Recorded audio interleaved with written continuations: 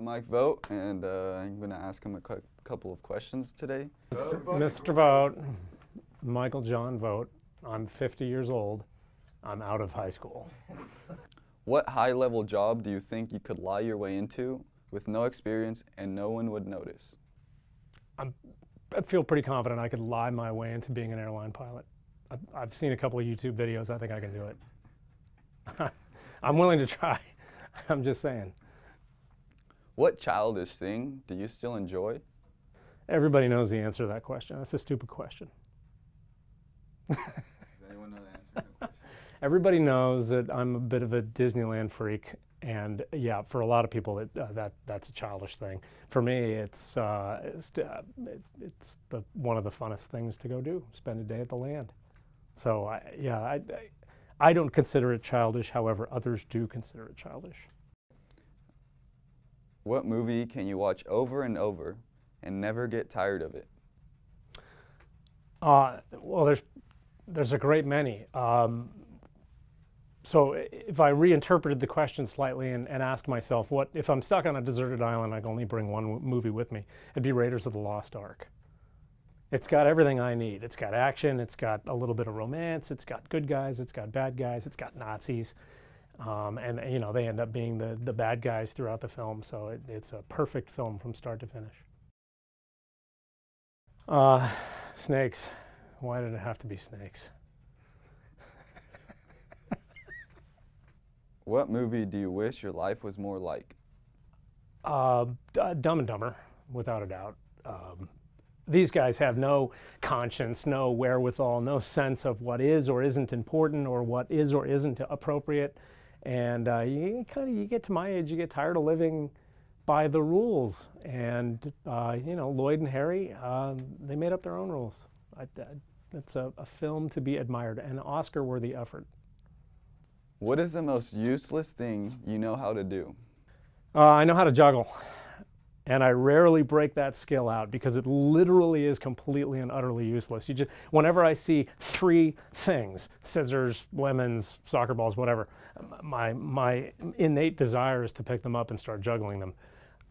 A couple of times some scissors went awry. I try to just juggle things like lemons and soccer balls and whatever. So yeah, that's literally useless. Which historical figure wasn't as amazing as people say?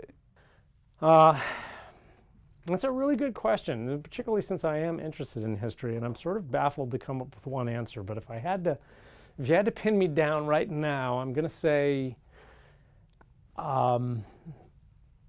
Franklin Roosevelt, President of the United States.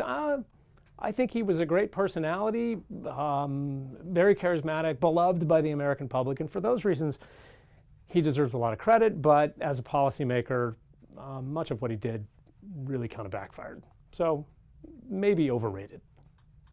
What is the highest pressure situation you have experienced, and how did you handle it?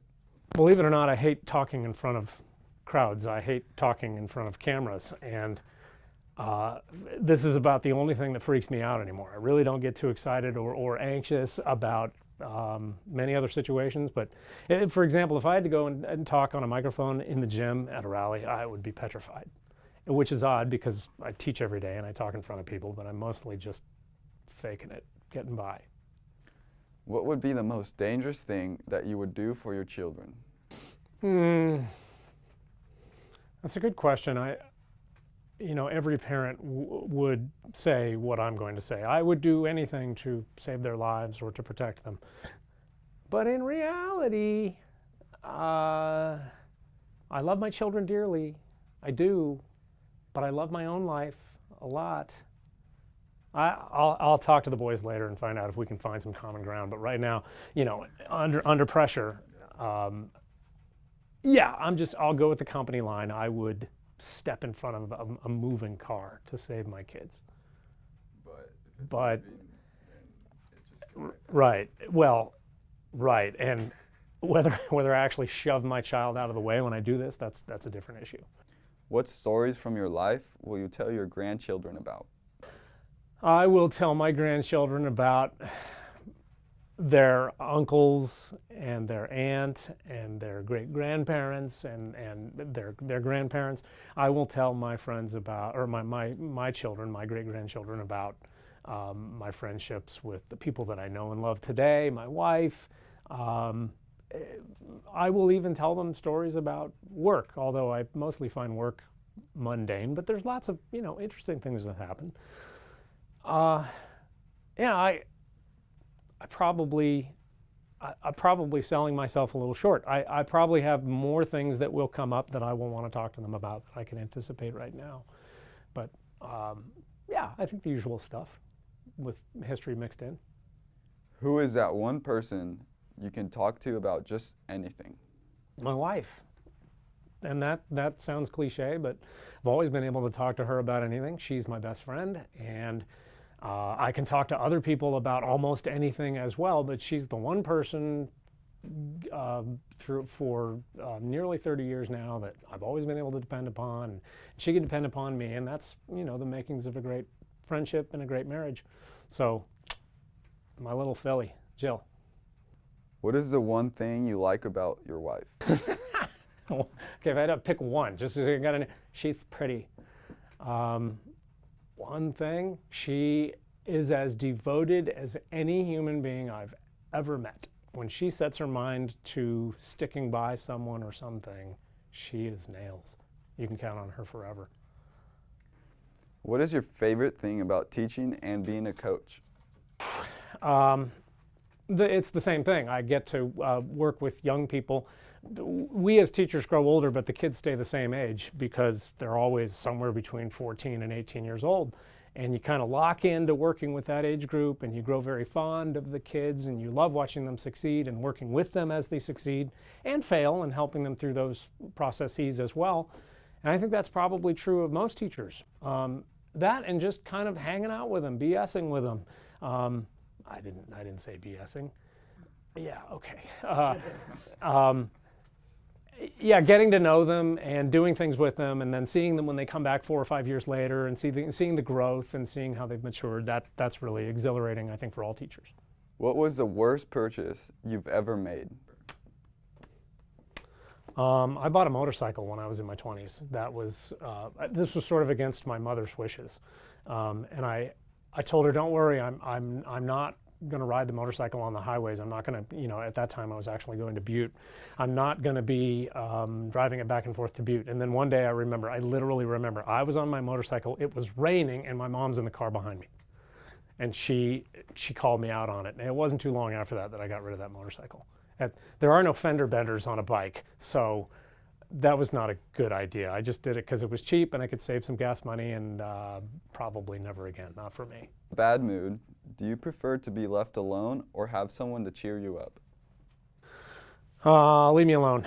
I'll get over it. My moods generally don't last too terribly long, so I'll go on a hike, I'll play my drums, I will just go outside and do some work, but I don't need, nor do I actually want someone talking me through it. I'm frustrated or in a mood for a reason, and I can process it and get over it and move on. So bear with me, leave me alone, I'll be fine. Give me a half hour. What are you most thankful for? Most thankful for all of my friends and family members who are still with me, and I mean that quite sincerely. As you grow older, you recognize the value of people you can trust and people who've been with you. And I lost a very dear friend in Brett Silva. He's still with me. He's with all of us. And you cherish the people around you like nothing else. And so, for all the sort of kidding around that goes on with me, that's something I wholeheartedly believe in, always have. What is your favorite word?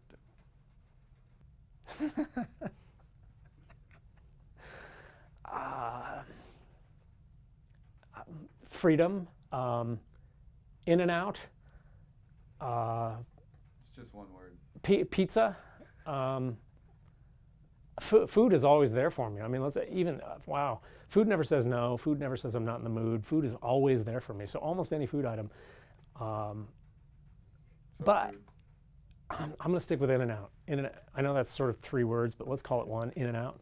What is your least favorite word? Least favorite word, Democrat. I just don't. I don't like words that feel restrictive, confining, closed off, that represent a mentality of fixed answers instead of open-ended questions. So maybe rigidity. That's, I suppose, the best word. What sound or noise do you love? Airplanes taking off. Other than teaching, what profession would you most like to do? Okay, so I can't go back to airline pilot. I would actually really enjoy something where I could travel a fair bit and interact with people. So sort of, I don't know, maybe like sort of kind of a traveling teacher, if you will.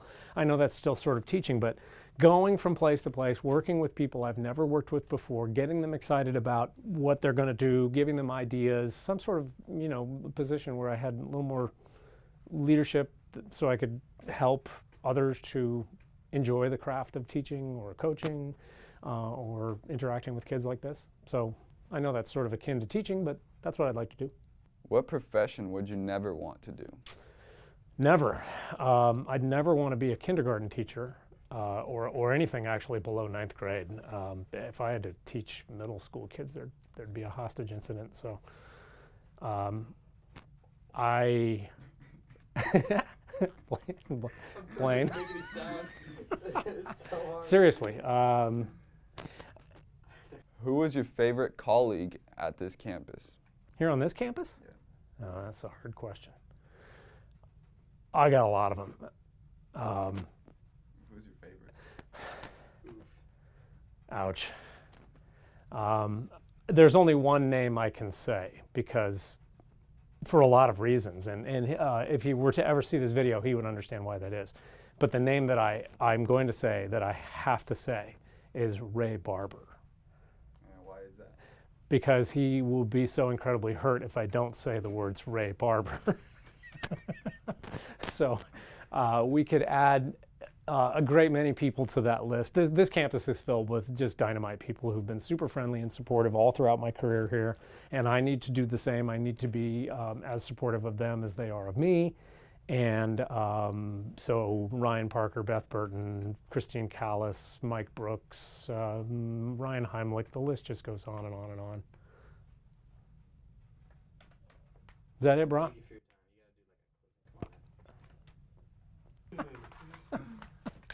All right, I enjoyed this. Anything else you need from me, boys? That's it. Pretty great.